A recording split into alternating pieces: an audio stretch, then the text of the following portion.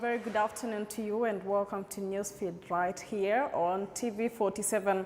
I'm Flora Limuki. Let's start off where Interior CS Kidhuri Kindiki has revealed that the government did not know about the deaths at Shakahola Forest before the news broke to the public. So far, 350 bodies have been exhumed, with more expected after 40 more graves were discovered recently.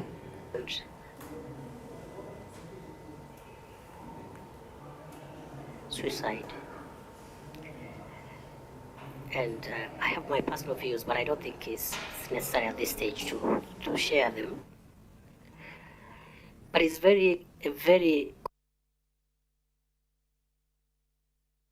controversial matter. It's not as easy as the civil society organizations want us to believe.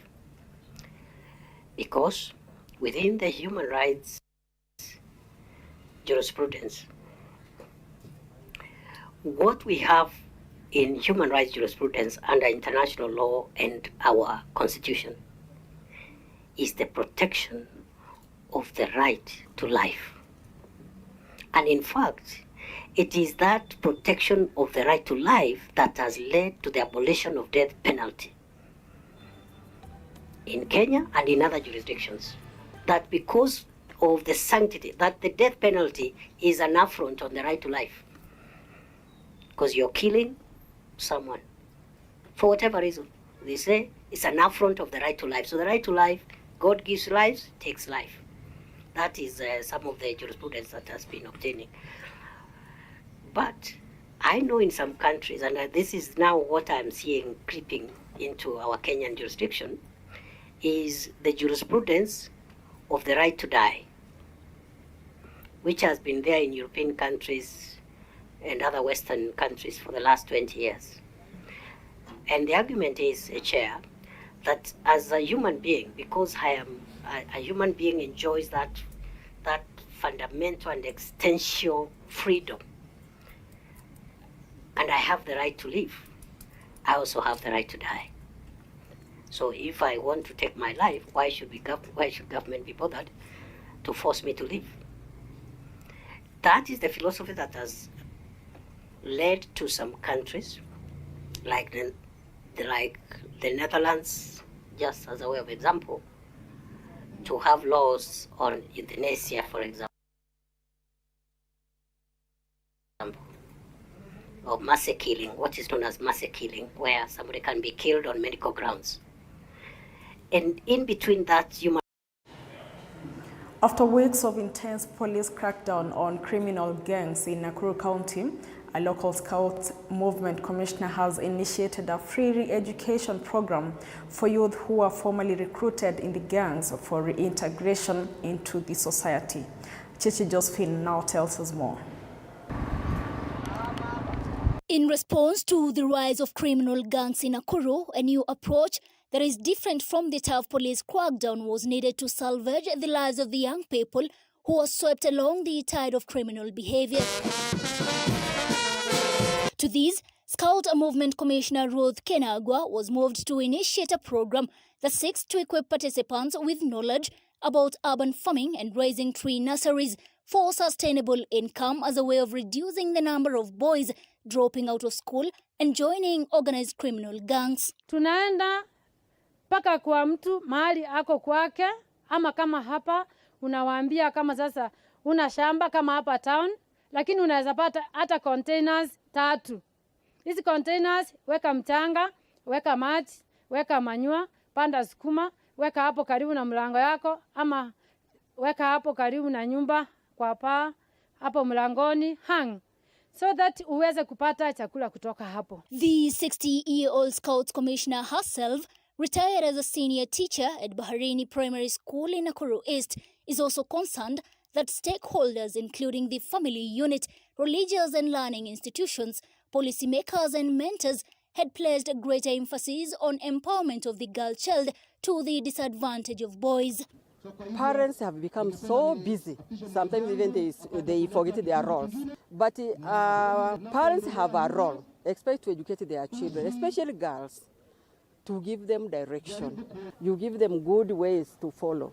I think they will succeed. Local pastor Zachary Amenya observed that parents need to be sensitized on crime trends to improve their capacity to monitor and properly respond to behavior change among the teenage children. Wengine ikiwa wametoka katika familia ambazo zimezambaratika, sasa mawazo yao imepotoka wakiwa wadogo, hawaoni umuhimu wa kuishi. Ndio maana wanajihusisha na madawa ya kulevya, ndio maana wanajihusisha na vikundi hivi vibaya, ndio maana hata wanaona wakienda kuua wengine, hata hao wakiuliwa ya kwamba hawaoni haja ya kuishi. Security agencies in the area report that young men between 18 to 25 years old are joining these groups, and most of them are engaged in petty crimes involving gambling and touting. Chichi Josephine, TV47. As the death toll in the deadly Migori illegal liquor reaches 12, residents continue to lay blame on the government and county leaders for the deaths, accusing them of neglecting their duties. Nevertheless, Nyanza Regional Commissioner Flora Moro has assured the locals of the government's commitment to eradicate the illegal brew menace across the country. Addressing a public baraza, R.C. Moria added that since the authorities are yet to receive a report from the government chemist on the contents of the killer brew, the residents ought to stay away from making, selling, and consuming illegal brew to be safe. Even so, last week, 750 liters of ethanol suspected to be linked to the deaths was impounded in Mabera sub-county.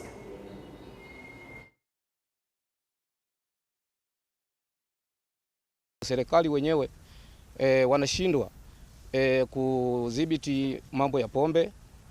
Ingilikuwa ni vizuri endapo hata wangelifutwa kazi wote, sio wapigwe faini, wafutwe kazi kusudi sisi tuwe na unafuu kama vijana. Kuna kitu ambacho hakifai kilichokuwa ndani ya ile chang'aa. Kwa wakati huu hatujapata habari kamili kutoka kwa government chemist tuweze kujua ni nini hasa kilisababisha vifo vya watu 12.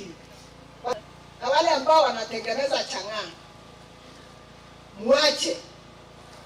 muachane na hiyo biashara. Mimi ninasema leo nimewapatia onyo. Majina yenu yametajwa hapa hadharani na mbele ya Mwenyezi Mungu. Imejulikana. Kama wewe unafikiria watoto wako watasoma kwa sababu ya chang'aa, uwe watu wengine kwa sumu ndio watoto wako wasome, hiyo masomo yao sidhani itawasaidia.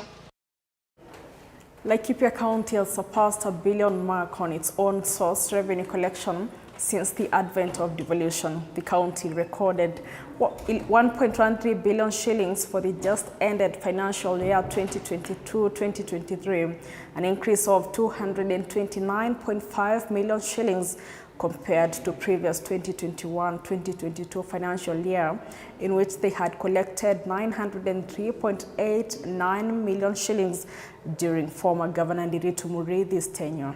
Laikipia County Chief Officer in charge of Finance, Daniel Ngumi, reveals that they had set a target of 1.297 billion shillings, which they missed by a whisker. Laikipia County Finance Board Chief Executive Officer Kamunya Kalundo has said that the revenue collection, which stood at 87% across different sectors, was remarkable since it was during a tough year that had many of activities, including elections that had depressed the economy. Take this opportunity to thank Laikipians for being diligent in contributing to their development, and that is why we have been able to hit that target. For the first time, we have been able to breach the 1 billion mark and get to 1.13 billion, and we intend to collect 1.475 in the coming financial year. So we just wish to state that the reason for the growth in revenue has primarily been because of investing in revenue generating areas. Na tumeweza kuwa na mafanikio katika mwaka wenye umepita, mwaka wenye umeisha June 30th. Tumeweza kuokota takriban bilioni 1.13 hata kama tulikuwa tunatarajia kuokota bilioni 1.29, lakini kwa hivyo tumefikisha asilimia 87, ambalo ikizingatiwa kwamba huu ulikuwa ni mwaka wa uchaguzi, huu ulikuwa ni mwaka wa siasa, ulikuwa ni mwaka wa mabadiliko. Tumejaribu kadri tunavyoweza, lakini tunatamani sasa mwaka wenye tumeanza mwezi huu, mwaka wa 2023-2024, tuko na tarajio la kuokota bilioni 1.475. Elsewhere, Azimio la Umoja political leaders in Kilifi County have announced their readiness to continue in the anti-government demonstrations on Wednesday in a bid to protest against the high cost of living. Led by Kilifi County Assembly Majority Leader Ibrahim Matumbo, the leaders have called on police to provide them with security and avoid using excess force during the demonstrations. The Azimio leaders further criticized recent remarks made by UDA party officials on ODM party leader Raila Odinga, terming them harmful to the democracy of the nation. Kwa hivyo tumepanga mikakati ya kwamba tutakuwa na mkutano Jumatano kushirikiana na Azimio na muungo wa baba. Kwa hivyo mkutano utakuwa Nairobi, sisi hapa Kilifi tumekuwa kwa pamoja na tumesema tutakuwa na mkutano Jumatano. Tunatuma timu kwenda kuwaelezea polisi, vyombo vya usalama ya kwamba tunakuwa na mkutano wa amani. Sisi kitu tu tunataka kuambia polisi ya kwamba mipangilio yetu tutakuwa na amani. Msijaribu kutuchokoza. Kabisa. Sisi ni watu wa amani. Lakini mkijaribu kutuchokoza sisi wana ODM, mkigusa mtu huko Nairobi wataiga mfano. Maana sisi ndio wenyewe. Na mkumbuke kwamba nyinyi polisi hapa ni wachache. Sisi tuko wengi. Wafuasi wa ODM Kilifi County Azimio ni wengi, nyinyi ni wachache. Kwa hivyo sisi mkituletea shida tutapambana na nyinyi. Tuacheni tufanye mikutano yetu ya amani. Tunataka kukwambia wewe Malala ya kwamba sisi Malala, yale matamshi ambayo umetuambia ya kwamba mnataka kushika baba, nyinyi kama ni wanaume wacheni kugusa baba. Ile harufu tu ya kutaka kushika baba kitaumana. Na kama mnavyojua kwamba hapa Kilifi County it is an ODM zone, ni Azimio zone, na sisi Mwenyezi Mungu akipenda Jumatano, kama vile ni amri ya baba Raila Amolo Odinga, amesema kila mahali watu waweke mikutano waweze kuzungumza masuala ya hali ya maisha ilivyopanda juu. The health workers in Busia County have threatened to strike from Thursday this week if the county government does not fulfill their demands. Speaking during a session with the press at the Busia Referral Hospital, the leaders have accused Governor Otuoma of neglect despite their best efforts to reach his office. Today we want to tell the county government of Busia that as from 14th, that is midnight of Thursday, we are embarking on an industrial action, and that is a strike. We issued a strike notice that is elapsing on the 13th. Na sisi kama vyama tumekataa, tumesema hatutaki kuona ya kwamba katika serikali moja wahudumu wengine wanabuguliwa ilhali wengine pia wanalipwa vile inavyofaa. The respective unions have tried to reach out to the governor through letters, but all has been in vain. So as healthcare workers, what you are saying, on Thursday night, we will just be joining the governor. Gold mining activities in parts of Hamisi sub-county in Vihiga County continue to disrupt learning in schools as most learners stay away from school to work at mining sites. Speaking during a co-curricular activity promotion event at Siekuti Primary School in Hamisi sub-county, stakeholders at the school have revealed that a number of students were staying away from school, noting that this has affected performance at the school, which, despite the challenges, last year managed to propel 2 students to join various national high schools. The Equitable Party head, Dr. Gilbert Shanga, who has come in support to co-curricular acknowledge high poverty levels as the main cause of the problem, further calling upon locals to juggle carefully between mining and education activities. Many children are participating in that activity. Many of them go for gold mining. They assist their parents to look for gold. And then we also have a forest in which lumbering and the fetching of firewood is done. And even charcoal burning, there is very high absenteeism. But the children are very bright. If they can sit together, if they can sit down and learn, they will perform very well in their exams. Uchimbaji madini hapa wa dhahabu actually unadhiri sana masomo sababu ya poverty levels ziko chini sana, so watu wanajitafutia watakula namna gani. So promotion yenye tunafanya ni kuendelea kuambia mnaweza chimba during the weekend, so that mnachimba Saturday, mnachimba Sunday, Monday, during the week mnaenda shuleni, so that they can do both. Sio wachague moja kutokana na nyingine.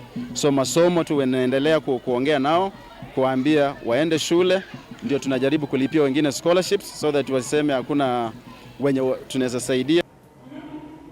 Well, let's now take a short commercial break. We'll be back with more. Stay tuned.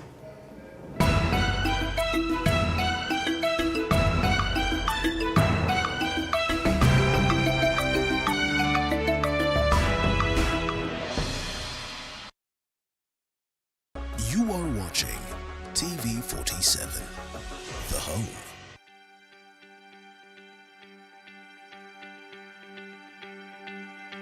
They say a journey of 1,000 miles starts with a single step, and this one is nothing less than 7 years with which you have walked with us hand in hand. In that treacherous journey, we have made people make these celebrated steps. Not even the pandemic could have stopped us. Together, we went past life's uncertainties. Every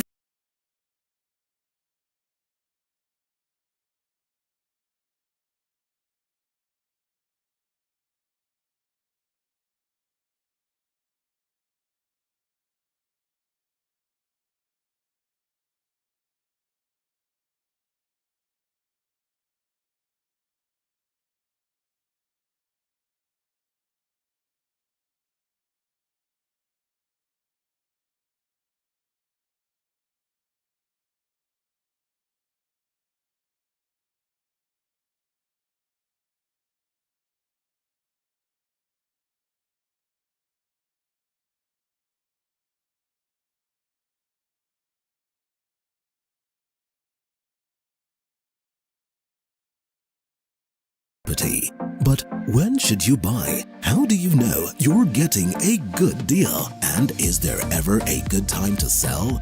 You never go wrong with real estate.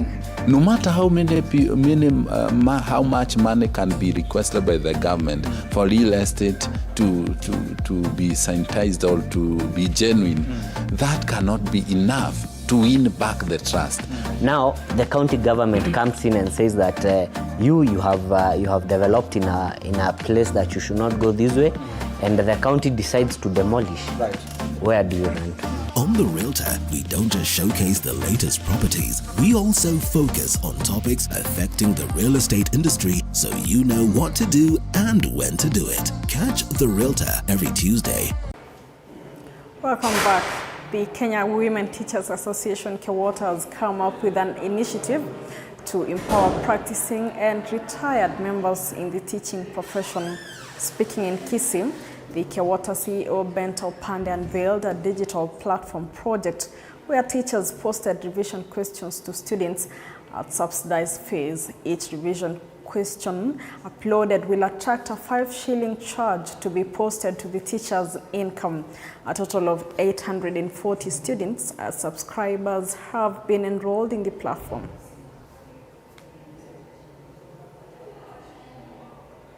Are supposed to support the current government push where they are now already introducing the ICT labs in schools.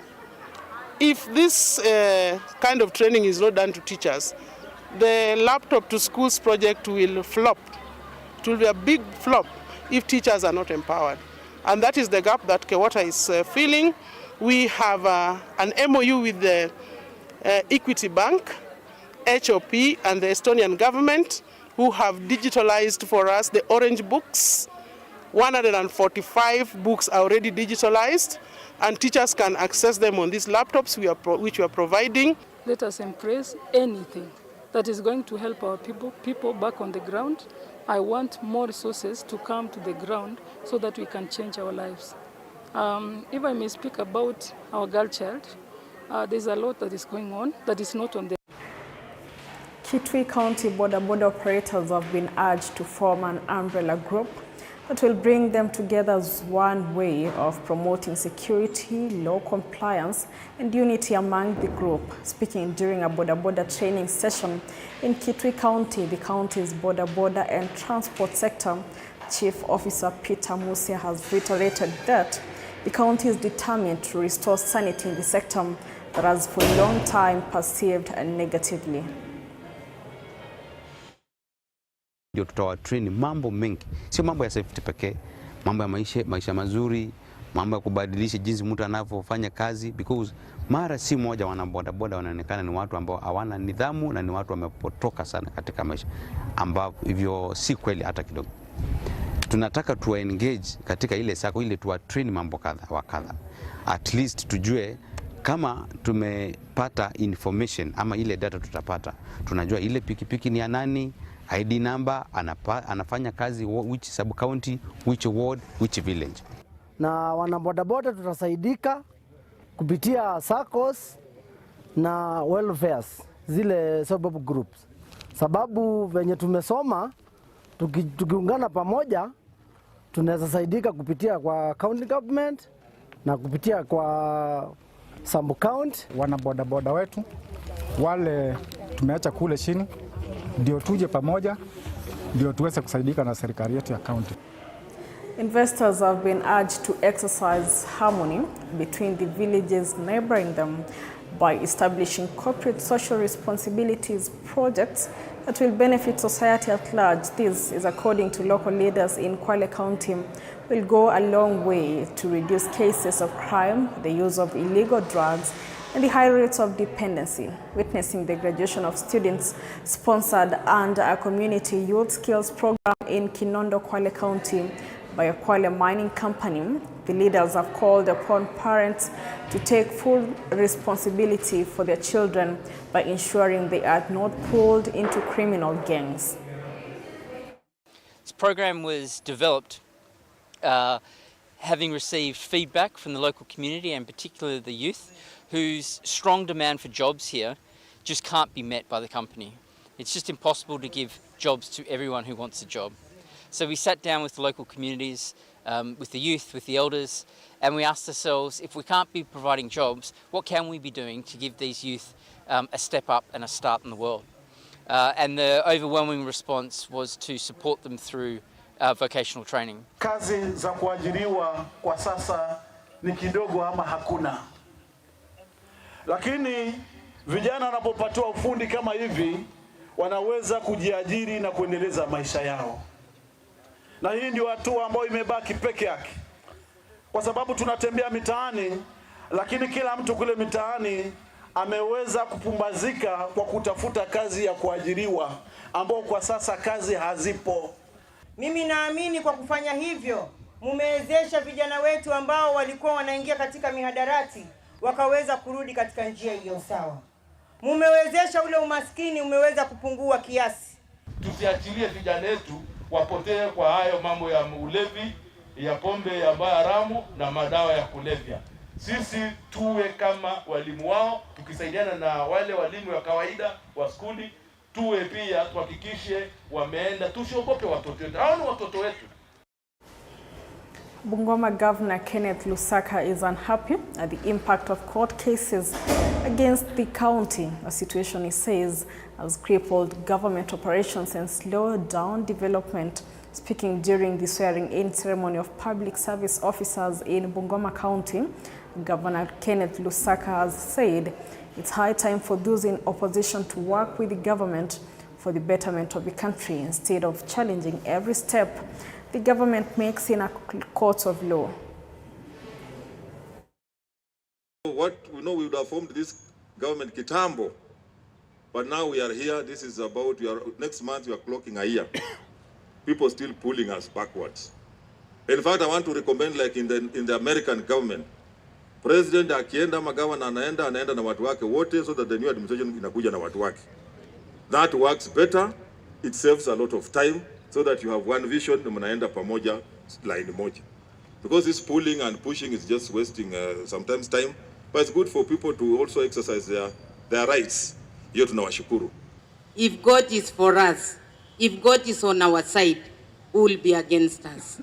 So tunashukuru Mungu, maana mambo yalikuwa yameenda mrama, kesi ikaenda kotini, lakini Mungu ni mwema, hako upande wetu, mambo yakamalizika.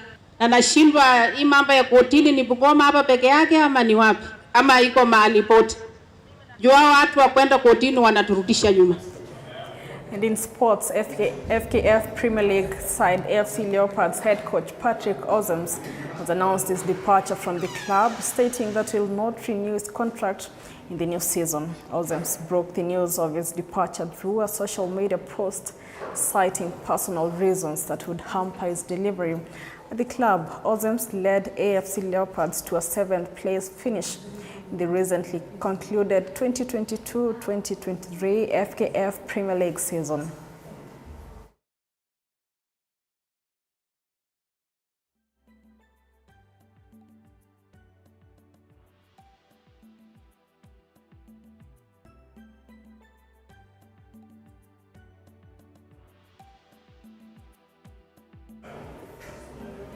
Well, moving on, a two-time Olympics 800-meter race champion Caster Semenya was ordered by World Athletics to reduce her testosterone hormone levels in order to take part in the athletics competitively, has been found to have been discriminated by the Court of Arbitration for Sports in Lausanne, Switzerland. This is according to the European Court of Human Rights.